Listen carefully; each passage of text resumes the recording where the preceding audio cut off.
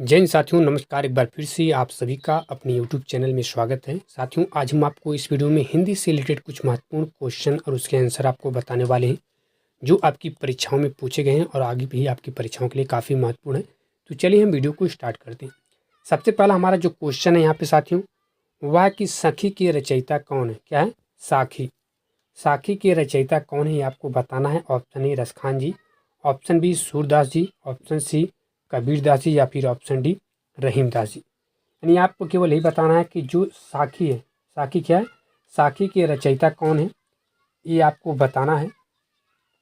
ठीक है, तो इसका जो सही जवाब साथियों वह है ऑप्शन सी कबीरदास जी है।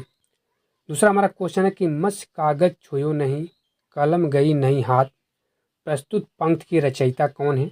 Option A Dadu Dayal, option B Kabirdas, option C Raidas या फिर ऑप्शन डी सुंदरदास। तो साथियों, मत्स्य कागज छुयो नहीं, कलम गई नहीं हाथ, या जो है कबीरदास जी ने लिखा है। तो इसका सही जवाब ऑप्शन बी है।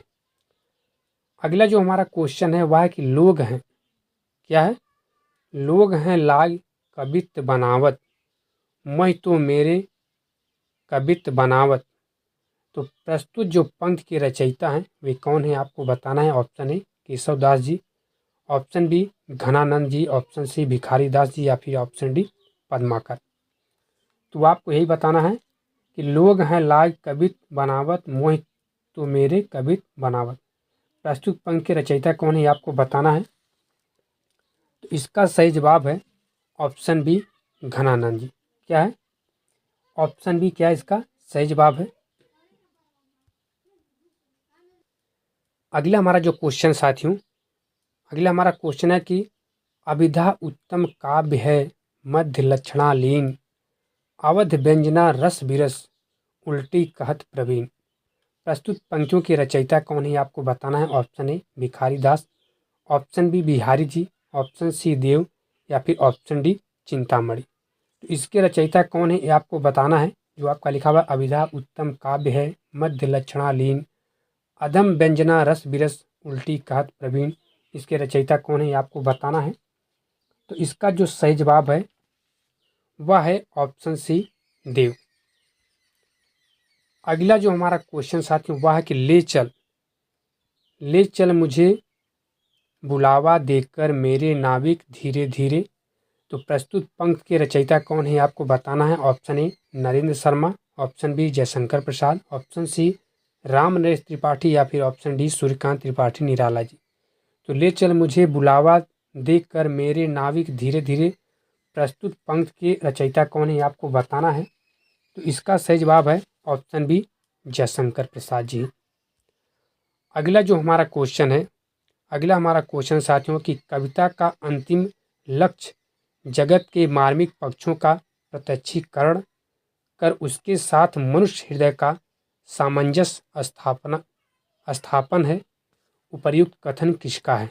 ऑप्शन ए महावीर प्रसाद द्विवेदी जी का, ऑप्शन बी रामचंद्र शुक्ल जी का, ऑप्शन सी नागेंद्र का या फिर ऑप्शन डी जयशंकर प्रसाद जी का। तो ये आपको बताना है कि कविता का अंतिम लक्ष्य जगत के मार्मिक पक्षों का प्रत्यक्षीकरण कर उसके साथ मनुष्य हृदय का सामंजस्य स्थापन है। यह कथन किसका है, आपको बताना है। ठीक है, तो इसका भी सही जवाब है ऑप्शन बी रामचंद्र शुक्ल जी का।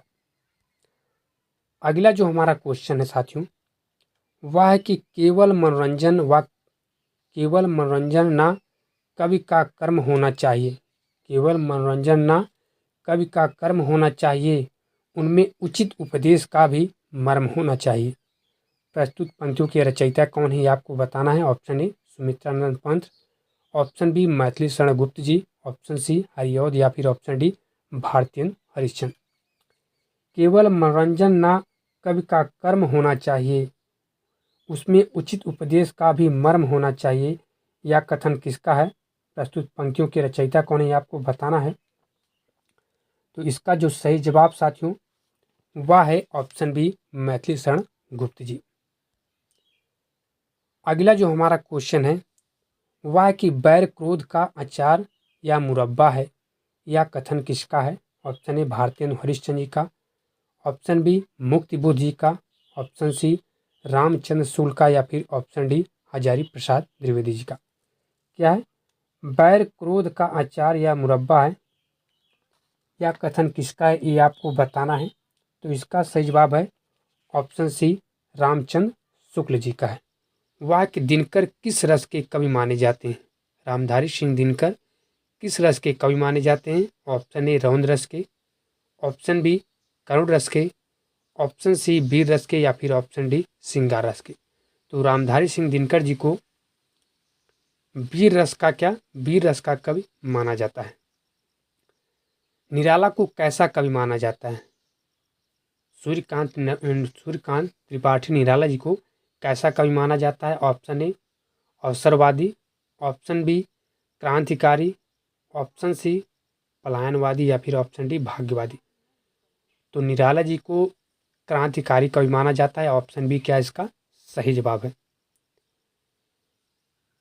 नेक्स्ट हमारा क्वेश्चन है कि निम्नलिखित में कौन सा एक उपन्यास जैनेन्द्र द्वारा रचित है? निम्नलिखित में कौन सा एक उपन्यास है जो जैनेन्द्र द्वारा रचित है? ऑप्शन ए पुनर्नवा, ऑप्शन बी परख, ऑप्शन सी सेवा सदन, या फिर ऑप्शन डी एकदा नैमिषारण्य। तो इसका सही जवाब है ऑप्शन बी परख, जो है वह जैनेन्द्र द्वारा रचित एक उपन्यास है। हिंदी गद्य का जन्मदाता किसको माना जाता है? हिंदी गद्य का जन्मदाता किसको माना जाता है? ऑप्शन ए प्रताप नारायण मिश्र जी को, ऑप्शन बी महावीर प्रसाद द्विवेदी जी को, ऑप्शन सी भारतेंदु हरिश्चंद्र जी को, या फिर ऑप्शन डी बालकृष्ण भट्ट को। यानी हिंदी गद्य का जन्मदाता किसको माना जाता है? तो इसका सही जवाब है ऑप्शन सी भारतेंदु हरिश्चंद्र जी को माना जाता है। अगला जो हमारा क्वेश्चन है वह कि कवि कालिदास जी अभिज्ञान शाकुंतलम का हिंदी अनुवाद किसने किया? कवि कालिदास जी की जो अभिज्ञान शाकुंतलम है इसका हिंदी में अनुवाद किसने किया है? ऑप्शन ए सदाशिवलाल ने, ऑप्शन बी गोस्वामी विठलनाथ ने, ऑप्शन सी राजा शिव प्रसाद ने, या फिर ऑप्शन डी राजा लक्ष्मण सिंह ने। तो इसका सही जवाब है ऑप्शन डी राजा लक्ष्मण सिंह ने किया है। किस काल को स्वर्ण काल कहा जाता है? किस काल को स्वर्ण काल कहा जाता है? ऑप्शन ए रीत काल को, ऑप्शन बी भक्ति काल को, ऑप्शन सी आदिकाल को, या फिर ऑप्शन डी आधुनिक काल को। देखिए किस काल को स्वर्ण काल कहा जाता है? तो इसका सही जवाब है ऑप्शन बी भक्ति काल को स्वर्ण काल कहा जाता है। अगला जो क्वेश्चन है साथियों वह है कि सूरदास के गुरु कौन थे? सूरदास के गुरु कौन थे? Option A Ramanand, option B Madhvacharya, option C Ramdas, या फिर ऑप्शन डी वल्लभाचार्य। तो सूरदास जी के जो गुरु थे वो थे वल्लभाचार्य जी। ऑप्शन डी क्या इसका सही जवाब है। कामायनी किस प्रकार का ग्रंथ है? ऑप्शन ए खंड काव्य, ऑप्शन बी मुक्तक काव्य, ऑप्शन सी महाकाव्य, या फिर ऑप्शन डी चंपू काव्य। तो कामायनी जो है वह महाकाव्य है। ऑप्शन सी इसका सही जवाब है। अगला जो हमारा क्वेश्चन है वह है कि अमी हलाहल क्या है? अगला जो हमारा क्वेश्चन है वह है कि अमी हलाहल मद भरे श्वेत श्याम रत्नार जियत मरत झुक झुक परत जय चितवत एक बार। प्रस्तुत पंक्तियों के रचयिता कौन है आपको बताना है। Option A Alam, option B Raslin, option C Bihari, या फिर ऑप्शन डी मतीराम। तो इसका सही जवाब है ऑप्शन बी रसलीन।